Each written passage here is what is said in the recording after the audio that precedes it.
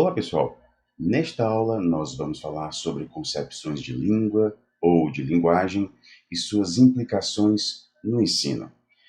Quando a gente fala em concepções de linguagem, nós estamos falando de formas diferentes de entender o que é a linguagem, como ela funciona e, principalmente, qual é o seu papel, tanto na comunicação como na construção do conhecimento.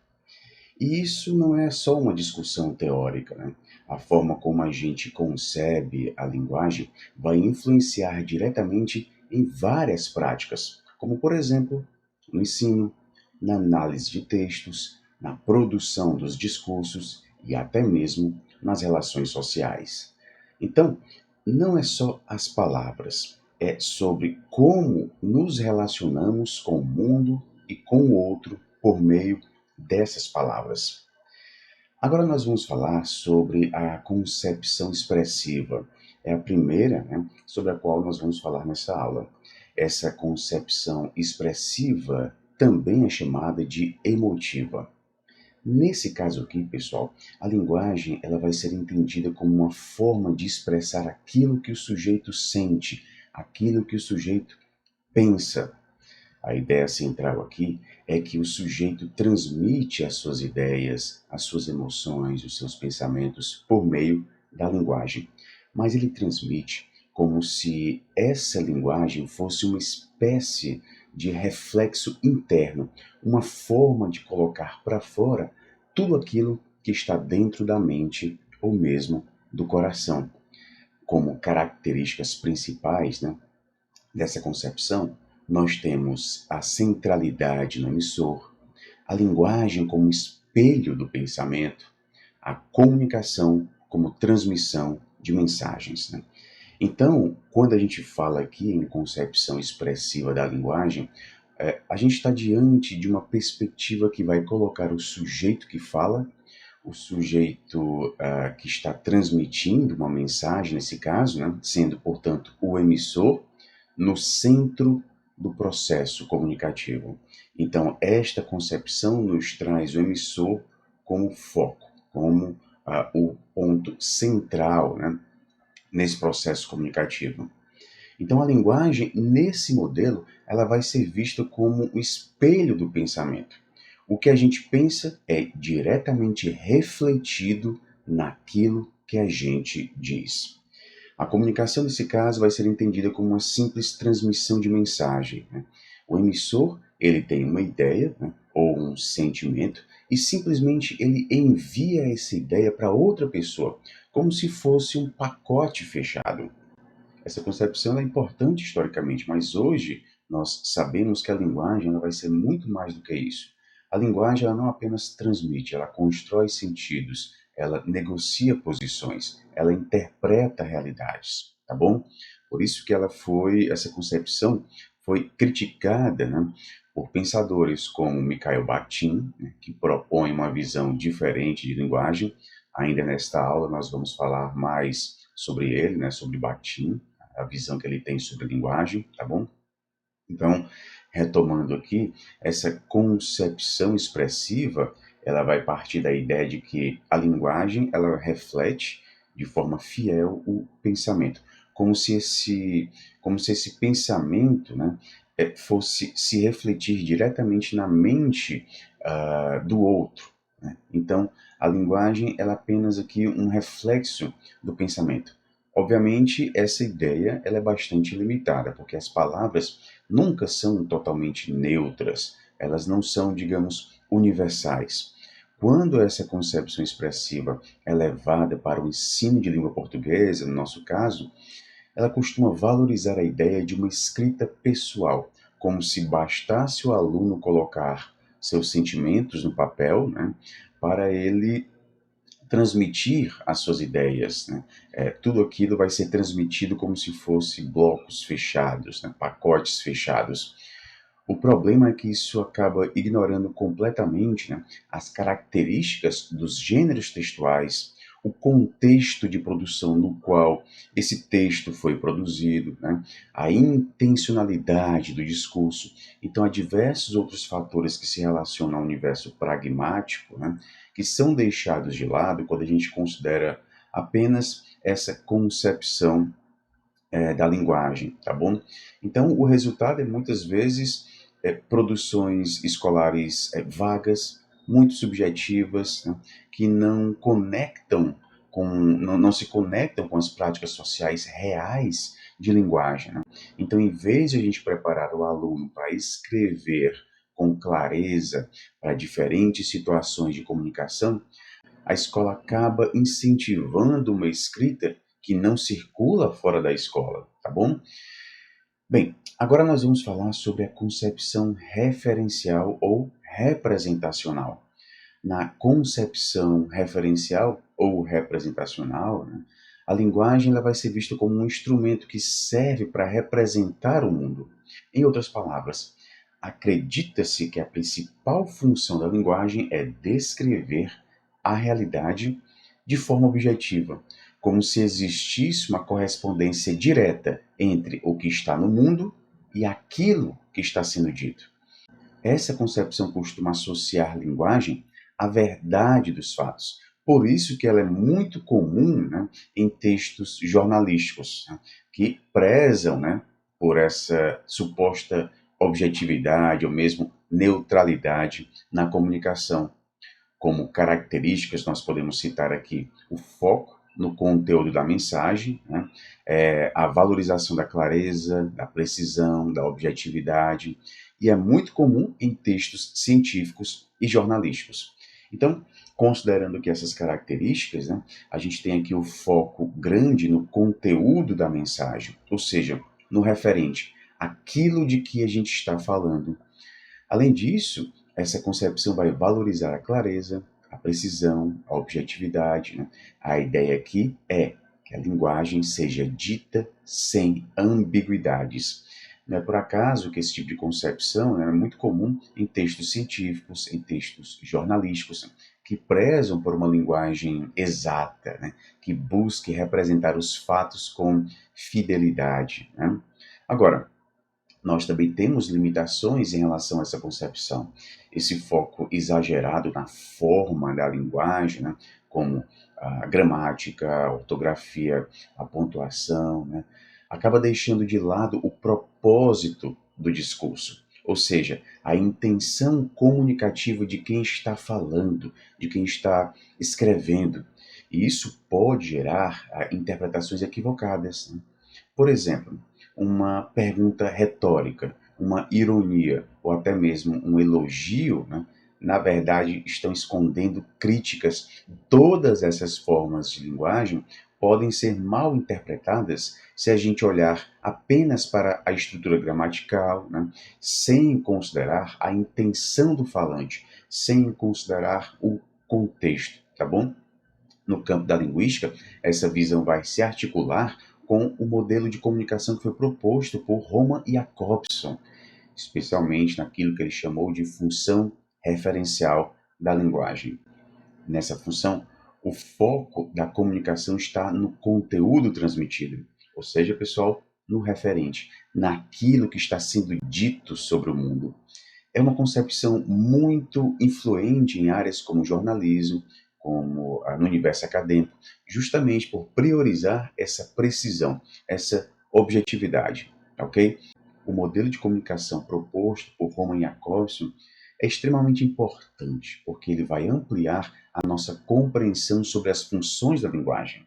A linguagem não serve só para informar, mas também para emocionar, persuadir, criar beleza, falar de si mesma. Então veja, pessoal, a linguagem não serve só para informar, mas também para emocionar, persuadir, criar beleza, falar de si mesma. Isso nos ajuda a compreender uma ideia fundamental na linguística e também no ensino de línguas. A linguagem é um fenômeno muito mais amplo do que uma simples ferramenta de transmissão de informações. Quando a gente pensa, né, que a linguagem serve só para informar, a gente está reduzindo a sua função ao aspecto referencial, né? Aquele que Roman Jakobson descreve como sendo voltado, né, para o conteúdo, para o referente. Mas a linguagem, como nós sabemos, né, ela também pode emocionar. Pense nas cartas, nos poemas, nas falas de despedida, né? Ela pode persuadir, como nos discursos políticos, na publicidade, ou até mesmo nas conversas cotidianas, né, em que a gente tenta convencer alguém de algo. Ela pode ainda criar beleza, isso é muito evidente na literatura, nas canções, no uso artístico da palavra. E tem algo ainda mais fascinante, né? A linguagem pode falar de si mesma. É isso que a gente chama, né, da função metalinguística, quando a gente usa a própria linguagem para refletir sobre ela, como nós estamos fazendo neste exato momento, tá bom? Então, para entender essa multiplicidade de funções, é muito importante para quem trabalha com o ensino, com a leitura, com a análise textual, né, considerar todos esses aspectos. E mais do que isso, é importante a gente entender que a linguagem está no centro das práticas sociais. Ela constrói sentidos, ela constrói identidades, afetos e até mesmo relações de poder, tá bom? Agora, nós vamos falar sobre a concepção interacionista ou socio-interacionista.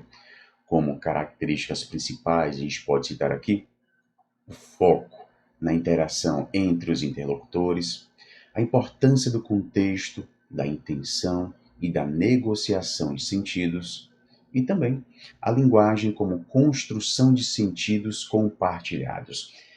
Essas três características que nós acabamos de ver, né, foco na interação, importância do contexto, da intenção, da negociação de sentidos, né, a linguagem como construção de sentidos compartilhados, tudo isso marca uma virada muito importante nas concepções de linguagem.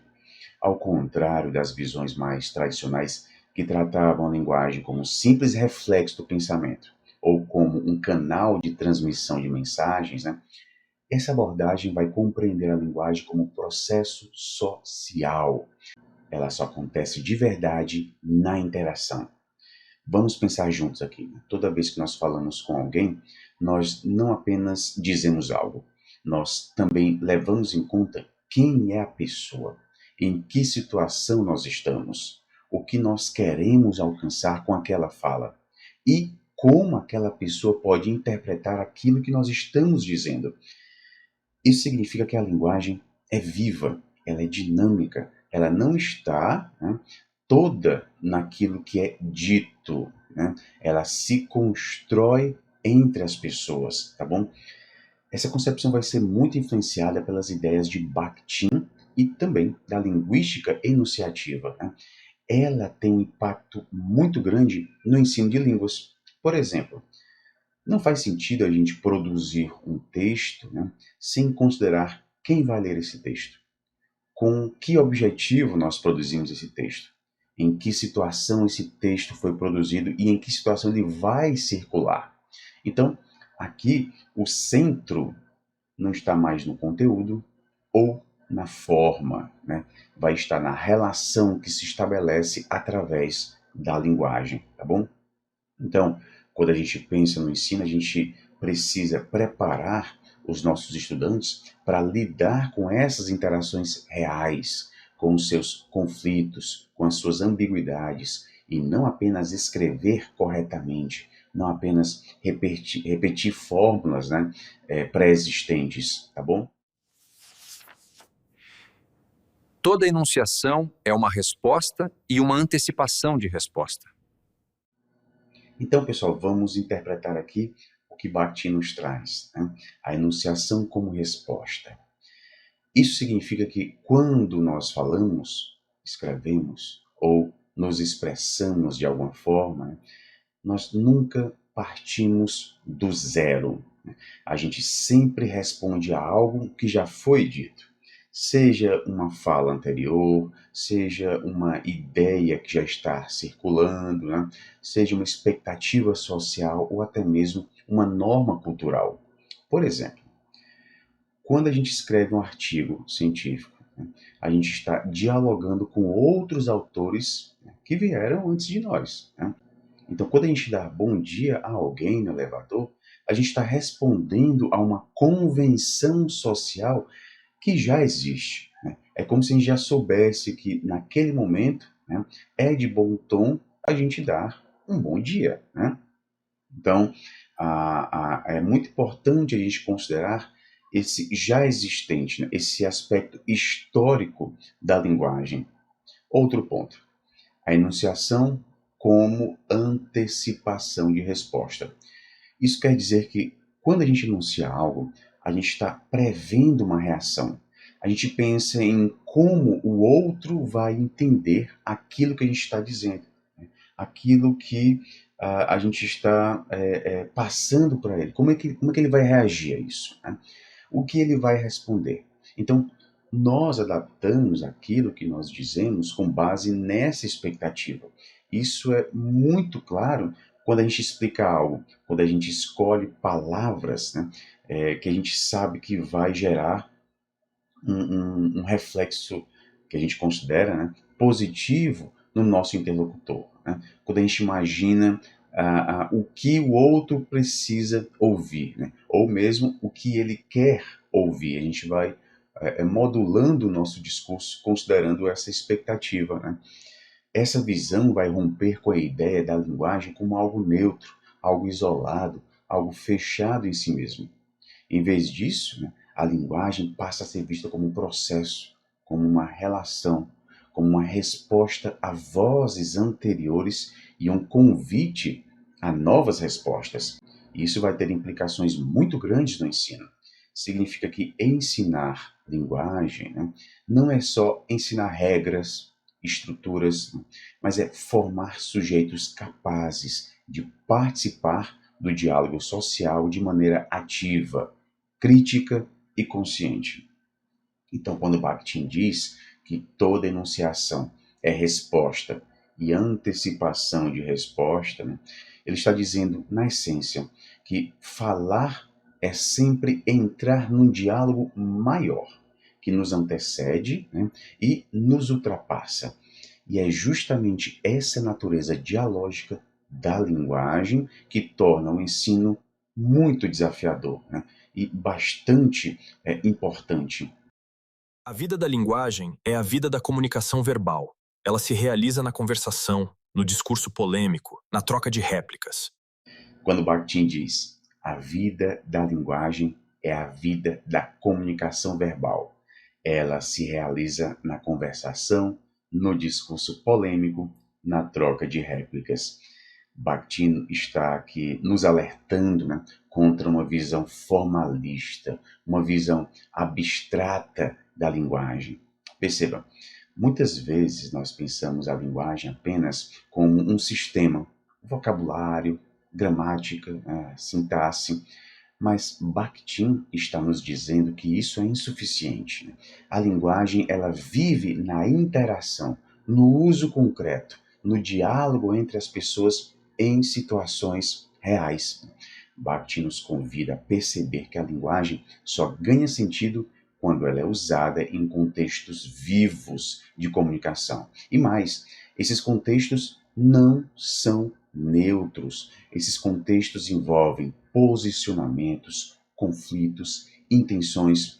Por isso que ele vai destacar elementos como o discurso polêmico, a troca de réplicas, né? Então, a linguagem ela está sempre atravessada por relações sociais, por disputas simbólicas, por diferentes vozes, tá bom? Um exemplo simples, uma conversa no WhatsApp, né? Um debate em sala de aula, ou até uma legenda, né, no Instagram. Todos são espaços em que a linguagem está em ação, respondendo a algo, se posicionando e também esperando uma reação. Não basta ensinar estruturas linguísticas, a gente precisa expor os nossos estudantes a situações reais de uso, ajudá-los a perceber a diversidade de vozes que estão circulando nos discursos, capacitar esses alunos a participar criticamente dessa circulação. Resumindo, essa frase dita por Bakhtin nos mostra que a linguagem não é só forma.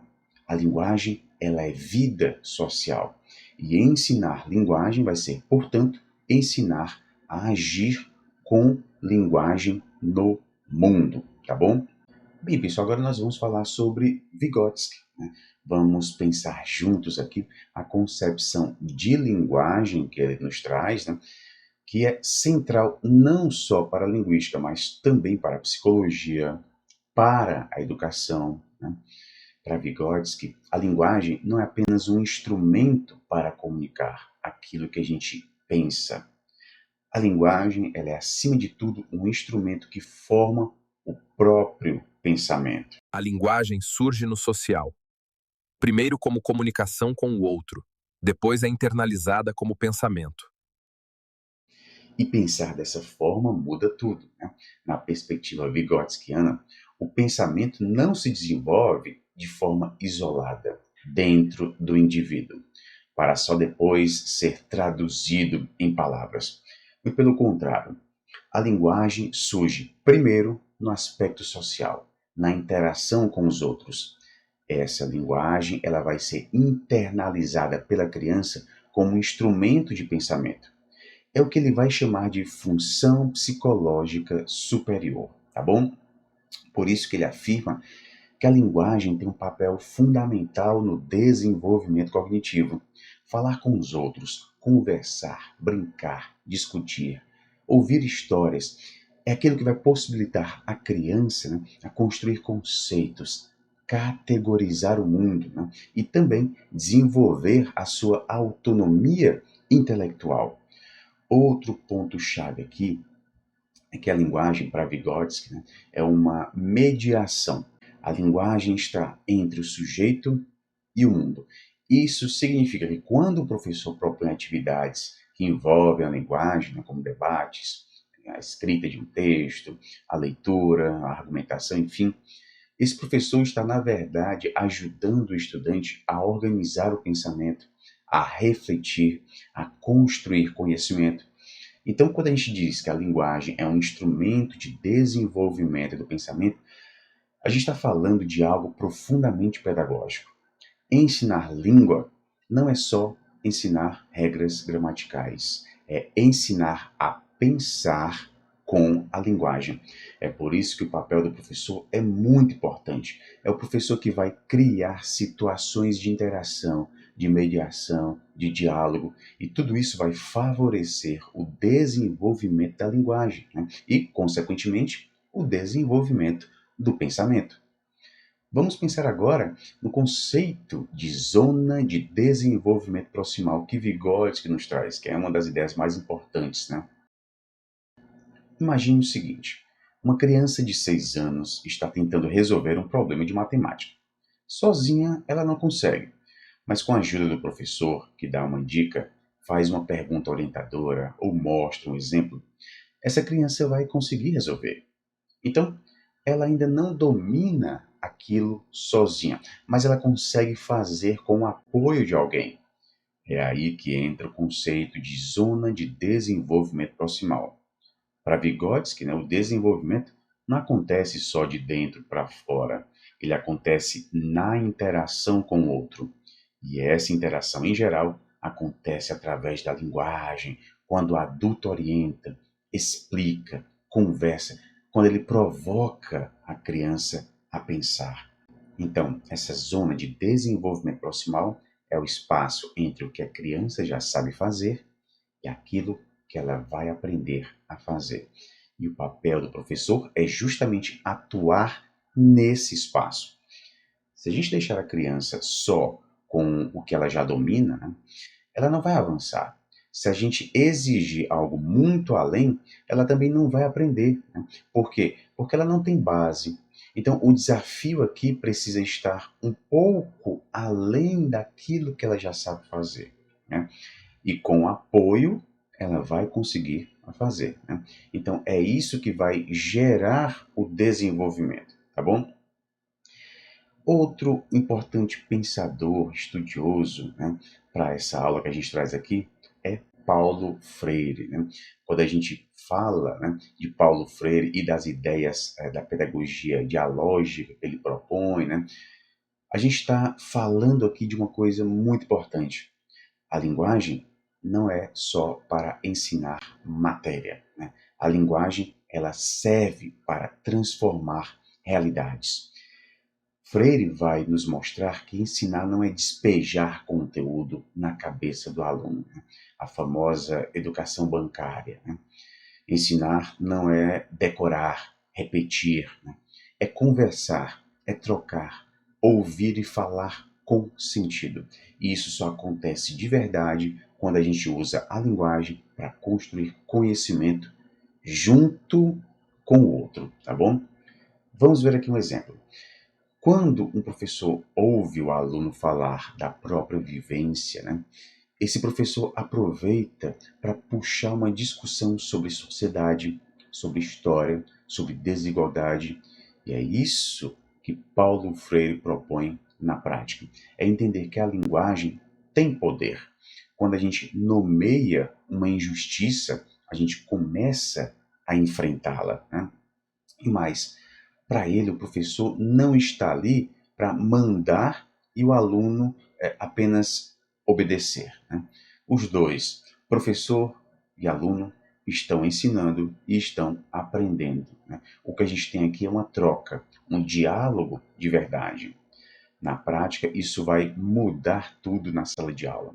A gente valoriza a fala dos alunos, a gente constrói o conteúdo juntos, né, com os nossos alunos, né, e a gente mostra que aprender tem sentido, porque vai servir para a gente ler o mundo, para a gente mudar o mundo. A gente muda o mundo, né? E muda a si mesmo, né? Então, se um aluno vive em um contexto de pobreza, a gente não pode fingir que isso não existe. A alfabetização, nesse caso, ela não pode ser neutra. Ela precisa ajudar o aluno a entender essa realidade, a pensar sobre por que isso acontece, de onde vem essa desigualdade e o que pode ser feito. Então, ensinar a palavra teto ou comida não é só juntar sílabas, né? É uma oportunidade de conversar sobre quem tem acesso ao teto, quem tem acesso à moradia, quem tem acesso à comida e quem não tem acesso a isso. E por que não tem acesso a isso? É aí que a linguagem vira uma ferramenta de conscientização. É o que Paulo Freire vai chamar de consciência crítica, né? O aluno percebe que aquilo que ele vive não é culpa dele, mas faz parte de uma estrutura social. E a partir disso, esse aluno pode pensar em mudar, em agir, em transformar. Por isso que alfabetizar é politizar, né? No bom sentido, obviamente. É dar ao aluno as ferramentas para ele entender aquilo que acontece à sua volta. Fazer com que o aluno tenha voz ativa nesse mundo, tá bom?